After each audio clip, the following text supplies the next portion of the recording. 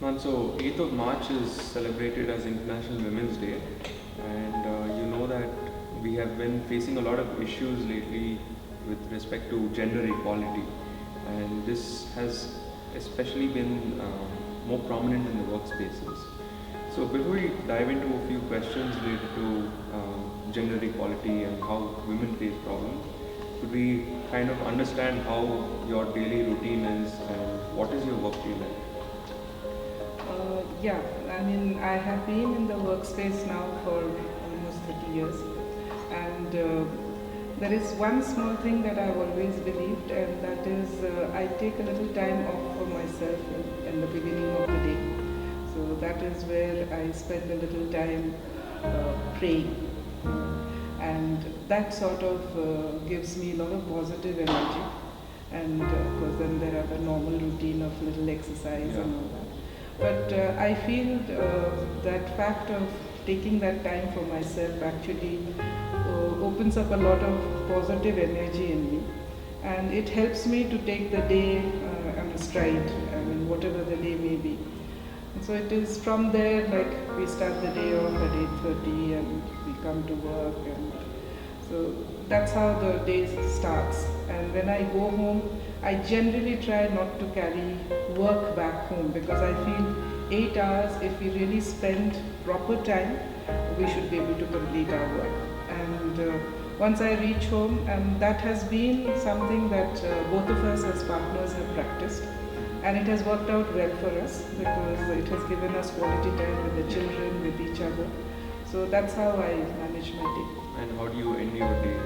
So I go back, and then we have time together, and when the children were at home, now they're all grown up, and we had a dinner time where everybody had to be at dinner. Yeah. The whole idea was to spend time together, share each other's days' experiences, and that is where we felt we bonded very well with the family. And then each one would do whatever they wanted to, probably read the book or watch the TV, and then sort of hit the bed by 10 to 30.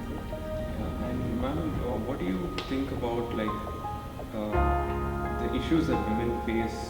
And do you think there's like a glass ceiling at the workspace compared to like the men who are there? Because often that is the perception, or that is kind of evident also, that women have a certain limitations that kind of restrict them from probably achieving more than what they could. What do you think about that? Yeah, see, glass ceiling is true, and also at times may not be true but perceived. Personally, I have not faced the glass ceiling. That whether you can say I've been lucky, or because I have worked in spaces where I have had a lot of male colleagues, my boss or my juniors have been male, but I have not faced any kind of unease while I was doing it. But I have seen a few of my friends who have faced it, and it is there in some places, but I feel that depends more on the management of that organization or the institution, how they give the message to the organization. So it's just been my luck that I have been in organizations where it was very clear that women have the same capacities and they can take the positions. But glass ceiling does exist, and we see it across the world, and, especially after the managerial level, and especially when women start getting into the, having a family.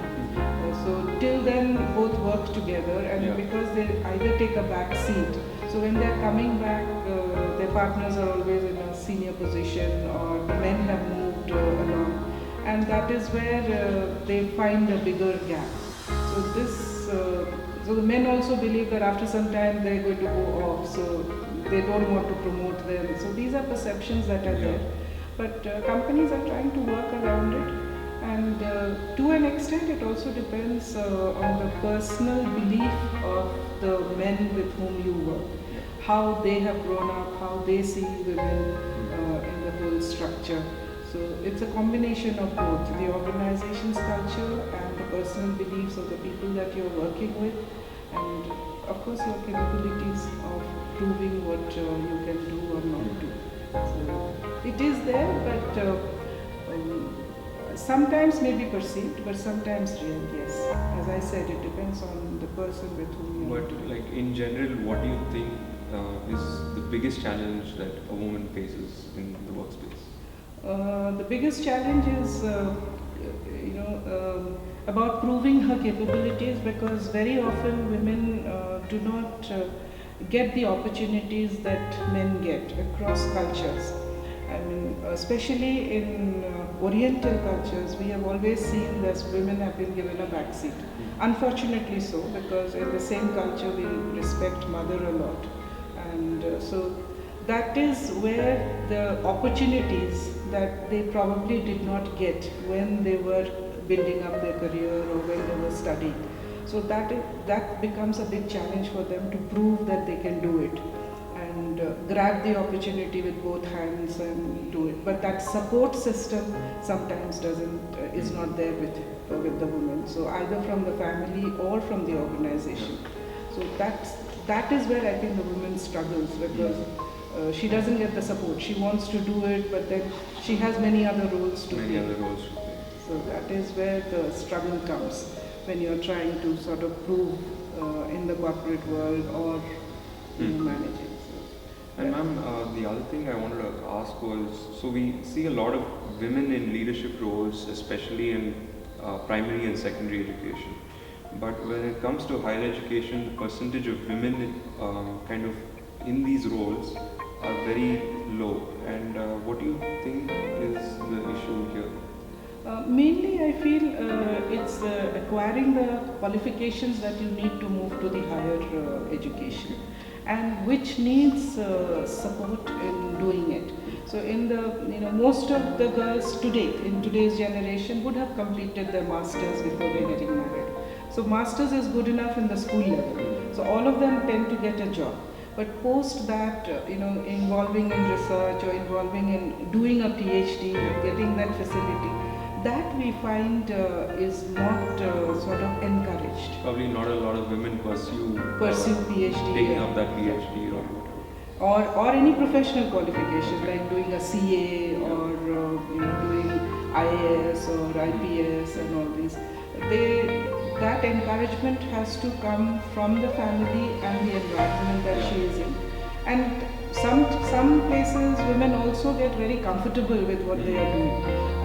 I wouldn't blame it all on the environment, because I have also seen women who have got all the support and not just done it. So there is also this feeling that I'm doing a lot, I need not do any more. So that is that comfort zone that they get into. But that's why probably we don't see them there. So that is my feeling. I mean, but those who want to take it up, I don't think if there is will, anybody can stop them. But yes, the support sometimes is missing. I mean, there's always that feeling. Why do you need to do anything further? I am the male says I'm the only member, I'm only now. So that understanding that women may have an aspiration, may have a dream, may have something that she wants to look forward to, hasn't yet percolated down to the way it should have among the. Yeah, I think that's something that we still need to kind of strive. Yeah. So just talking about this, how do you think the role of a man, like what is the role of a man when it comes to supporting the woman's career goals, and how does a woman balance that out? Because like you said earlier, a lot of things that she needs to do to balance her career, her personal space, and all these things. See, basically, I have an opinion about it, in the sense that to an extent I believe we women ourselves are to blame. In the sense, we are the ones who are bringing up the men. Yeah. So as a mother, what is the training I'm giving to my son is very important. And so we as educated women should ourselves start thinking on those lines, that how do I teach my son, even if I have one son? I mean, what is it that I need to teach him? What is it? Because tomorrow he is going to be somebody's husband, somebody's father. So there is that aspect I think even women have to realize. We tend to, over pamper and things like that, because it has come down in tradition that having a son is important, or the son needs to be taken care of more. So whether we are really giving that education to the women is important. across the board that both are same. So that's one aspect of it. The other aspect, if you're saying what should the men do, men should realize that women also have dreams, women also have aspirations, women also want to do things. And once they realize that, then it becomes a very sharing experience. And between the partners, if you're looking at a husband-wife relationship, I think they have to realize that they will never be always 50-50. Yeah. There are times when he will have his needs and you have to take care of that. So once you understand that compromise of a 60-40 or a 20-80 or a 90s-100, that once we understand that, I think men can help. But the whole idea is of understanding that the woman also looks forward to something. Correct. I mean, it's not just the family and the Yeah. children. Her fulfillment is not just there. It's very fulfilling because you are bringing children, you are bringing them up, and that's a different kind of fulfillment. But there is a personal level of a woman where she has learned so much or she has her capabilities.